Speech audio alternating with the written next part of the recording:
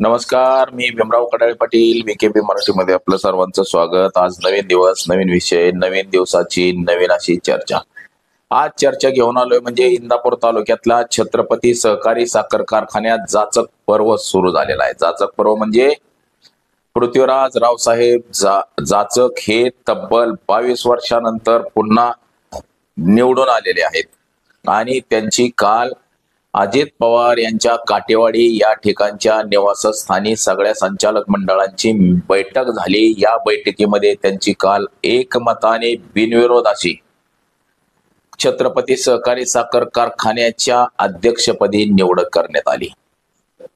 तर त्याच विषयाची आज चर्चा घेऊन आलोय. तर चला, सर्वप्रथम आपण जर चॅनल सबस्क्राईब करण्यात आला नसेल तर सर्वप्रथम आपण चॅनल सबस्क्राईब करावा, म्हणजे नवनवीन व्हिडिओ आपल्याला पाहायला मिळतील. आणि चला चर्चेला सुरुवात करूया. बघा, पुणे जिल्ह्यातला इंदापूर तालुक्यातला 2 तालुक्याला जोडणारा हा छत्रपती सहकारी साखर कारखाना म्हणजे इंदापूर तालुका आणि बारामती तालुक्यामध्ये या कारखान्याचे सभासद आहेत. म्हणूनच हा 2 तालुक्यांना जोडणारा हा कारखाना राजकीय दृष्ट्या सगळ्यात महत्वाचा आहे. या कारखान्याची स्थापना पृथ्वीराज जाचक यांचे वडील रावसाहेब जाचक यांनी केली होती. ते त्या कारखान्याचे चेअरमन राहिलेले आहेत. तसंच त्यांनी कायमस्वरूपी शरद पवार यांच्या सोबत राहिलेले शरद पवारांची साथ दिलेली आहे. त्यानंतर देखील त्यांचे चिरंजीव म्हणजे पृथ्वीराज रावसाहेब जाचक हे देखील शरद पवार यांच्या सोबतच होते. परंतु काही कारणानं, राजकारणामुळं त्यांना शरद पवारांनी डावललं होतं. शरद पवारांनी त्यांना महाराष्ट्र सहकारी साखर कारखान्याचं अध्यक्षपद दिलं होतं.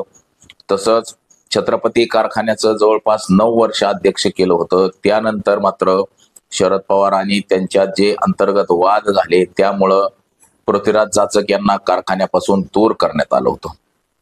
परंतु आता 2025 मध्ये म्हणजे 22 वर्षाच्या प्रतीक्षेनंतर पृथ्वीराज जाचक हे पहिल्यांदाच छत्रपती सहकारी साखर कारखान्याला निवडून आले.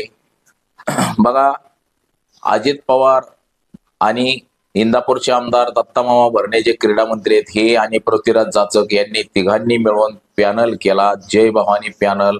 आणि या पॅनलच्या माध्यमातून त्यांनी 21 पैकी 21 अशा जागा निवडून आणल्या होत्या.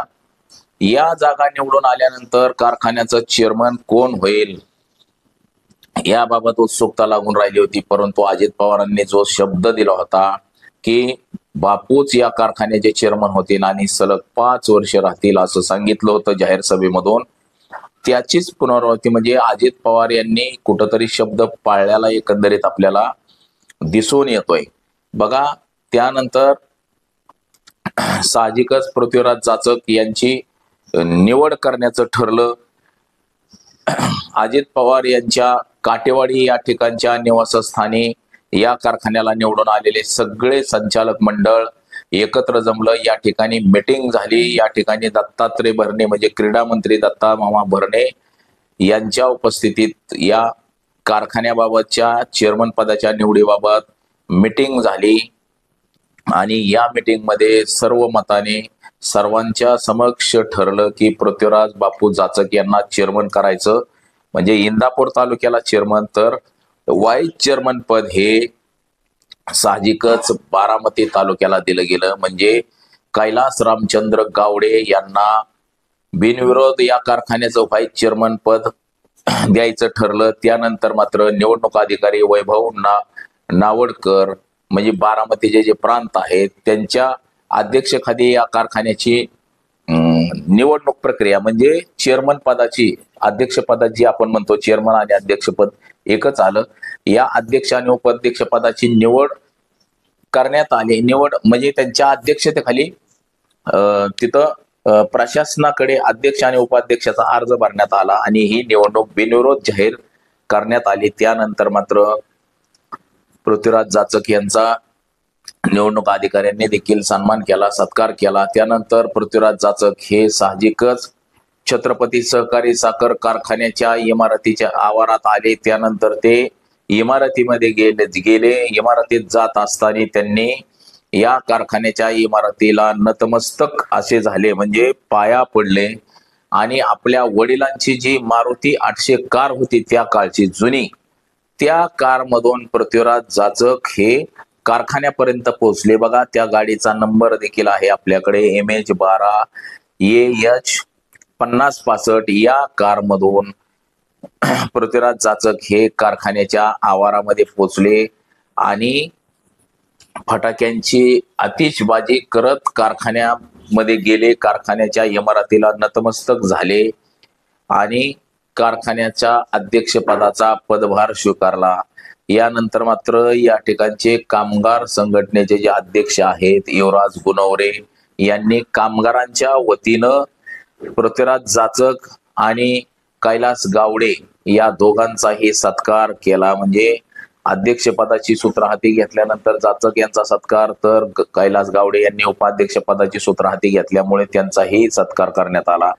तसंच जे निवडून आलेले सगळे संचालक मंडळ आहे, या संचालक मंडळाचा देखील सत्कार सगळ्या कामगारांच्या वतीनं करण्यात आला. आणि पृथ्वीराज जाचक यांनी त्यानंतर पहिली प्रतिक्रिया दिली की कारखान्याला गतवैभव प्राप्त करण्यासाठी जीवाचं रान करू आणि कारखान्यासाठी काम करू आणि कारखाना 5 वर्षात जो तोट्यात आहे तो तोट्यातला कारखाना बाहेर काढण्याचं काम करू, बाहेर काढण्यासाठी प्रयत्न करू, असं आश्वासन सर्व शेतकऱ्यांना केलेलं आहे. आणि तसं पाहता कारखान्याची अवस्था देखील डबघाईला आलेली आहे. त्यामुळं कारखान्याला अध्यक्ष हा पृथ्वीराज जाचक बापू यांच्यासारखाच निष्ठावान कार्यकर्ता हवा होता आणि तसाच निष्ठावान कार्यकर्ता या कारखान्याला लाभला आणि या कारखान्याचा आता 5 वर्षाचं जे कामकाज आहे हे चांगल्या पद्धतीनं सुरळीत होईल असं सर्व शेतकऱ्यांना वाटतंय. आणि सर्व शेतकऱ्यांनी देखील